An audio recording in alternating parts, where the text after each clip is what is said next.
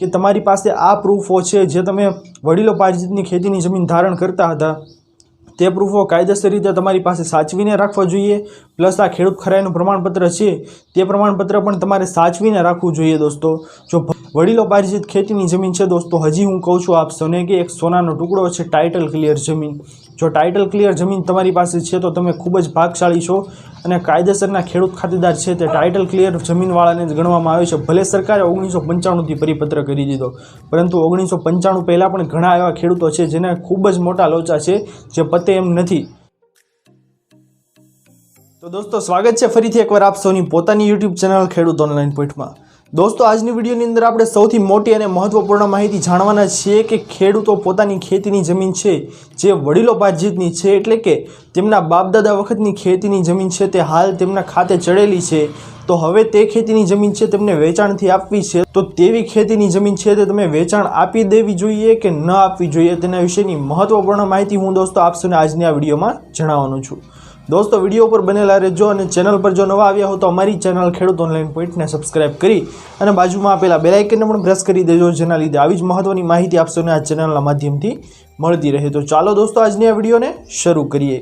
તો દોસ્તો સૌથી પહેલાં હું આપ સૌને મહત્વપૂર્ણ માહિતી જણાવી દઉં કે કોઈ પણ ખેડૂત ખાતેદાર વ્યક્તિ છે તેમની પાસે તેમના બાપ દાદા વખતની વડીલો પાર્જિતની ખેતીની જમીન છે તે દાખલ થયેલી છે, તો હવે તે ખેડૂત વ્યક્તિને તે ખેતીની જમીન છે તે વેચાણ કરવી હોય તો તે વેચાણ કરી શકે કે ન કરી શકે, કે પછી તેવી ખેતીની જમીન છે તે વ્યક્તિએ તેમની પાસે સાચવીને રાખવી જોઈએ, અન્ય કોઈ તેમના ખાતે ચાલતી હોય તે જમીન છે તે વેચી શકે? તો આવા પ્રશ્નમાં હું સૌથી પહેલાં આપ સૌને સલાહ આપી દઉં દોસ્તો કે જો તમારી પાસે વડીલો પાર્જિતની ખેતીની જમીન છે તો અત્યારના સમયની અંદર હું જે વાત કહી રહ્યો છું ને તે સમયની અંદર તમારી પાસે સોનાનો ટુકડો છે, કારણ કે ટાઇટલ ક્લિયર જે જમીન છે તે બહુ ઓછી છે ગુજરાતની અંદર। જો તમારી જમીન પણ ટાઇટલ ક્લિયર છે તો તમે ખૂબ જ ફાયદામાં છો દોસ્તો, કારણ કે આવનારો સમય છે તે ખૂબ જ અઘરો થવાનો છે। ભલે બિનખેતીમાં 95નો પરિપત્ર આવી ગયો, પરંતુ તે તમને અન્ય બીજી જગ્યાએ તો તકલીફ પડશે જ તે। જો તમારી પાસે આવી ચોખ્ખી જમીન છે જે વડીલો પાર્જિતની ખેતીની જમીન છે જે બાપ દાદા વખતથી તમારી પાસે આવેલી છે, તો તે ખેતીની જમીન છે તે મારું ઓપિનિયન છે કે તમારે વેચવી જોઈએ નહીં।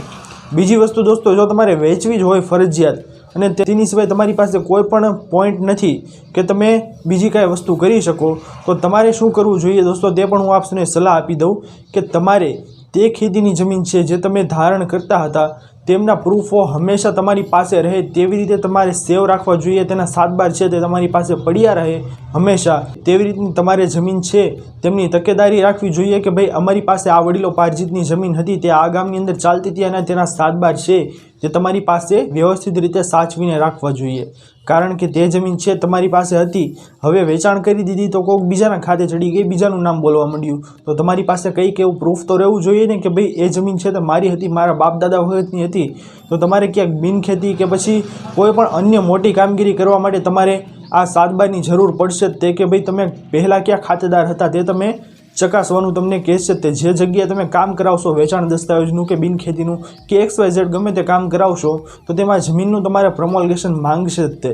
એટલા માટે જો તમારે પ્રમોલગેશન સાચવીને રાખવું હોય તો તમે 7/8 છે તેમના સાચવીને રાખજો।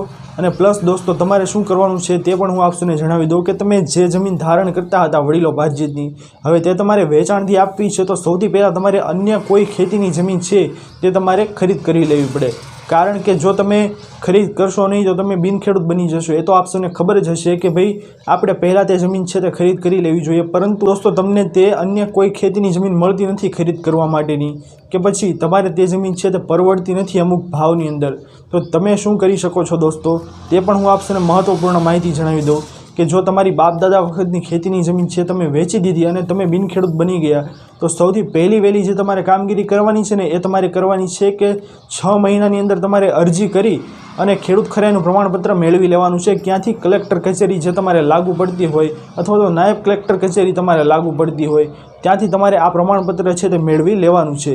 એ પ્રમાણપત્ર છે દોસ્તો તે તમે 2 વર્ષની અંદર ગુજરાતભરમાં ગમે ત્યાંથી ખેતીની જમીન ખરીદ કરી શકો તેના માટેનું હોય છે। એટલા માટે દોસ્તો તમે બિનખેડૂત ન બની જાઓ એટલા માટે તમને આ પ્રમાણપત્ર છે તે આપવામાં આવે છે અને આ પ્રમાણપત્રના આધારે તમે ગમે ત્યાંથી 2 વર્ષમાં જમીન ખરીદી શકો છો। પરંતુ દોસ્તો જેવું કે મેં કીધું કે તમારી પાસે આ પ્રૂફો છે જે તમે વડીલો પાર્જિતની ખેતીની જમીન ધારણ કરતા હતા તે પ્રૂફો કાયદેસર રીતે તમારી પાસે સાચવીને રાખવા જોઈએ. પ્લસ આ ખેડૂત ખરાઈનું પ્રમાણપત્ર છે તે પ્રમાણપત્ર પણ તમારે સાચવીને રાખવું જોઈએ દોસ્તો. જો ભવિષ્યમાં તમારે કોઈ પણ મોટી કામગીરી કરવાની થઈ અને ત્યારબાદ તમારી પાસે જો આવા પ્રૂફ માંગ્યા તો તમારી પાસે કદાચ નીકળશે નહીં. એટલા માટે ખાસ કરીને દોસ્તો આ વસ્તુ સાચવીને રાખવી જોઈએ. પ્લસ નોંધની અંદર તો કદાચ એવો ઉલ્લેખ કરવામાં જ આવતો હોય છે કે ભાઈ આ જગ્યાએથી ખેતીની જમીન તે ધારણ કરતા હતા, તેના પ્રૂફના આધારે આ નોંધ છે તે પાડવામાં આવી તેવું નોંધની અંદર લખે છે, પરંતુ કોઈક જગ્યાએ નથી પણ લખતા. એટલા માટે દોસ્તો આપણે ખાસ કરીને આ તકેદારી રાખવી જોઈએ કે ભાઈ આ જગ્યાએથી અમે આ પ્રૂફ છે તેના આધારે અમે ખેતીની જમીન છે તે ખરીદ કરેલી હતી. વડીલો પાર્જિત ખેતીની જમીન છે દોસ્તો. હજી હું કહું છું આપ સૌને કે એક સોનાનો ટુકડો છે ટાઇટલ ક્લિયર જમીન.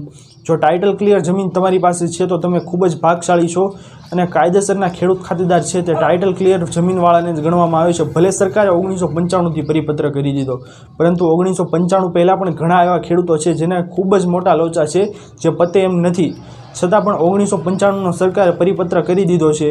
તો 95થી કે અત્યાર સુધીની જમીન છે તેનું ટાઇટલ ચેક કરવામાં આવે છે, પરંતુ પહેલાંની જમીન જ્યારે જોવા જાઓ ને ત્યારે તે જમીનોની અંદર બોગસ વ્યવહારો થયેલા હોય છે. તેવી જમીનો પણ હાલના સમયની અંદર વેચાણ દસ્તાવેજ થાય છે, પરંતુ તમારે મોટી તેની અંદર કામગીરી કરવાની હોય ત્યારે શું? ત્યારે તો તમારું કામ છે તે બગડવાનું છે ને. એટલા માટે ખાસ તકેદારીને રાખીને ચેક કરવાનું છે કે ટાઇટલ છે તે ક્લિયર હોવું જોઈએ. પ્લસ તમે કોઈ પણ ખેતીની જમીન ખરીદ કરતા હો તો તે વડીલો પાર્જિત ખેતીની જમીન છે તે મળતી હોવી જોઈએ. તેવી જમીનો આપણે ખરીદ કરવી જોઈએ, જેથી ભવિષ્યમાં તમારે કોઈ પણ પ્રકારનો વાંધો ન આવે અને તમારી ગેરહાજરીમાં તમારા વારસદારોને પણ વાંધો ન આવે. તો દોસ્તો આ હતી આજની મહત્વપૂર્ણ માહિતી કે તમારી વડીલો પાર્જિત ખેતીની જમીન છે તે તમારે વેચવી જોઈએ કે ન જોઈએ. મેં મારો મંતવ્ય આપી દીધો છે, આગળ તમારે જોવાનું છે. આશા કરું છું કે આ મહત્વપૂર્ણ ઇન્ફોર્મેશન પસંદ આવી હશે. જો પસંદ આવી હોય તો વિડીયોને લાઇક કરવાનું ભૂલતા નહીં. ચેનલ પર નવા આવ્યા હો તો અમારી ચેનલ ખેડૂત ઓનલાઈન પોઈન્ટને સબસ્ક્રાઇબ કરી અને બાજુમાં આપેલા બેલ આઇકનને પણ પ્રેસ કરી દેજો, જેના લીધે આવી જ મહત્વની માહિતી આપશોને આ ચેનલના માધ્યમથી મળતી રહે. તો દોસ્તો મળીએ હવે પછીના વિડીયોમાં. ત્યાર સુધી જય હિન્દ અને વંદે માતરમ.